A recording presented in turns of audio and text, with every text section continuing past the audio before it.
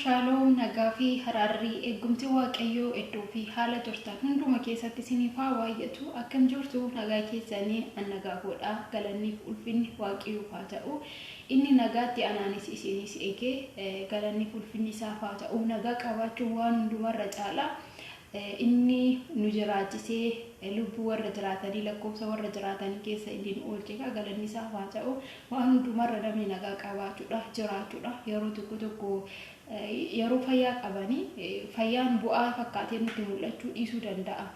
Maaliif hojjettanii nuti har'a fayyaadhaan ooluu keenya waan akka guddaatti ni ilaalu wayimmoo waan akka dandeettii keenyatti nutti fakkaachuu danda'a. Suni garuu dogongoraadha. Fedha isaa taanaan jiraanne nama har'aa taane waan ta'eef kanaaf isa nu jiraachisee galateeffachuuti. Namni dandeettii isaatiin waan tokkollee gochuu hin danda'u. Osoo dandeettiin qabeenyi beekumsi jireenya isaaniif laata ta'e namoota hedduutu jiraata ture. Suni garuu sana gochuu hin danda'u. Fedhaa fi eeyyama isaa taananidha kan jiraanne. Isaaf galanni haa ta'u jecha mana kanaaf haarawaa yoo taatanii subscribe gochuun maatii ta'aa akkasumas immoo warri jirtanis baganaa jiraattanii ammas darbaa jiraadha isiniin jedha.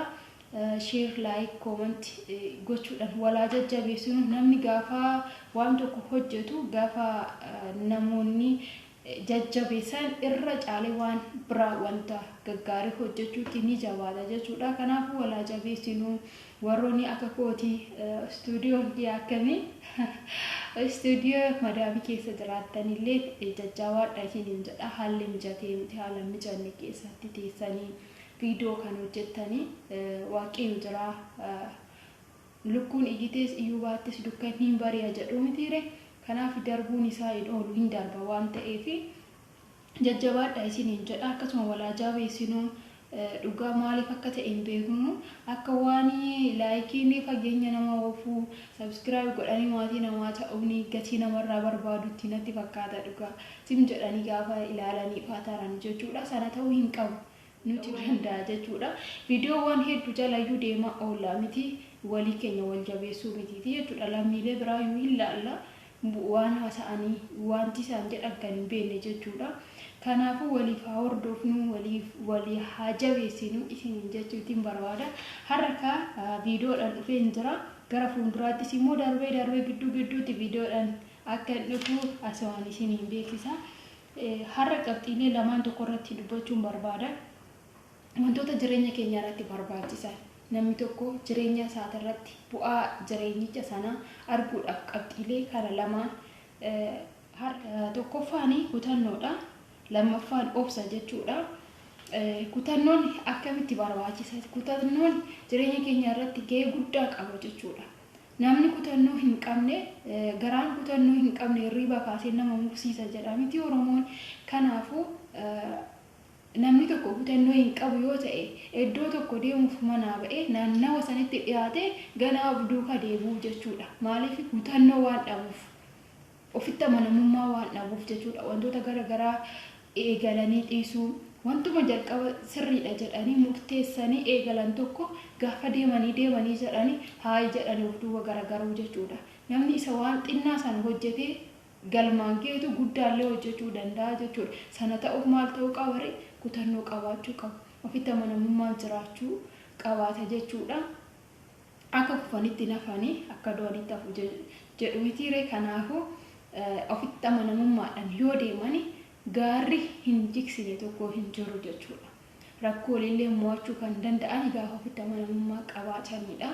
Kanaafuu jireenya keenya keessatti kutannoo qabaachuun baay'ee barbaachisaadha. Yookaan gabaabsaa ifama. Inni lammaffaan obsadha. Obsillee akkasuma baay'ee barbaachisa jireenya keenya keessatti. Obsi dhagaa feela jedhu miti warri keenya yookiin warri durii jechuudha. Oromooni namni obsa hin qabne maal jedhee isin ibsa? Namni obsa hin qabne jisti bakka wanta tokko firii ija tokko nyaachuu hin danda'u jechuudha. Maaliif sanyii tokko har'a facaastee har'a nyaattaa miti. Hamma yeroo inni ga'u sanitti obsaan eegdeetu wantoota isatti godhamuu qabu gooteetu wantoota isa barbaachisu guuttee firii ija gaarii sanaa nyaachuu kan dandeessu. Kanaafuu jireenya keenya keessatti illee bu'aa dadhabbii keenya arguudhaaf obsaan tarkaanfachuu jira miti akka boru bari'uuf beekaa osuma argu akka hin agarree osuma dhaga'u akka hin dhageenye ta'e obsaan deemuutii qaba keessumaa ijoolleen fakkaattonni akka kootii gola ormaa keessa jiran jechuudha. Sakandii fi daqiiqa keessatti namni hin qorama jechuudha. Namni qormaata malee jiraatu hin jiru. Tarii qormaanni garaagaraa yoo ta'e jechuudha. Qormaaticha sana mo'achuuf yookiin lafa kaayoo keenya sana ga'uudhaaf obsi baay'ee nu barbaachisa jechuudha. Qabxiilee lamaan kanaadha kanan isiniif qabadhee dhufe. Viidiyoon kun yeroo baay'ee fireeshidha asumaan himee yaada naaf kennaa.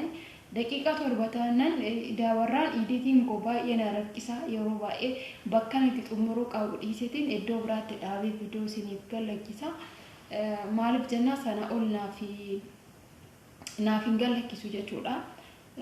Dogongora kootidha ta'uu danda'a dhiifama isiniin gaafadha.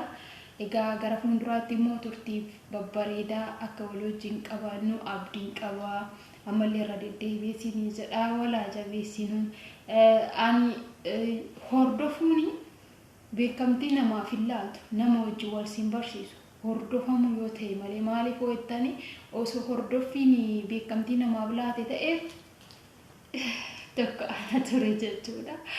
Dhugaa waaqayyo jechuudha baay'ee sa'aatii dheeraa kan hin dabarsu YouTube keessatti nan qoca'u anaan jechuudha. Maaliif yeroo san irraa maaf hojii hin eegalle jedhee maaliif waa hedduu baradheen jira.